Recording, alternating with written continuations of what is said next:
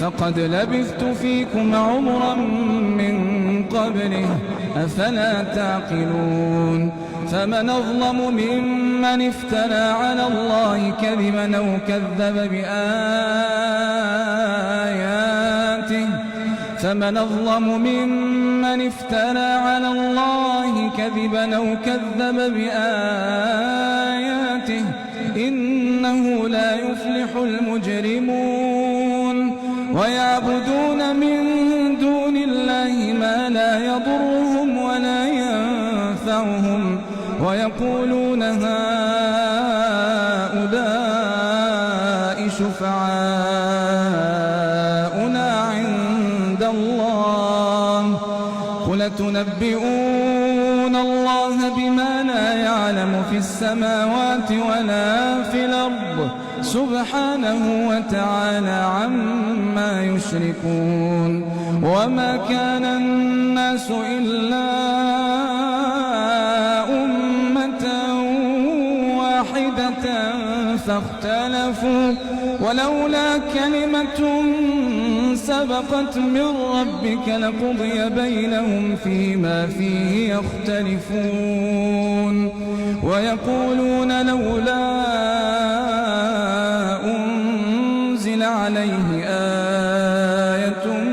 من ربه فقل إنما الغيب لله فانتظروا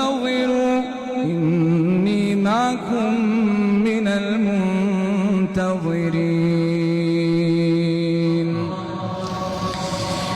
الحمد لله رب العالمين الرحمن الرحيم ملك يوم الدين إياك نعبد وإياك نستعين اهدنا الصراط المستقيم صراط الذين أنعمت عليهم غير المغضوب عليهم ولا الضالين آمين. وإذا أذقنا الناس رحمة من بعد ضراء مستهم إذا لهم مكر في آياتنا قل الله أسرع مكرا إن رسلنا يكتبون ما تمكرون هو الذي يسيركم في البر والبحر حتى إذا كنتم في الفلك وجرين بهم بريح طيبة وفرحوا بها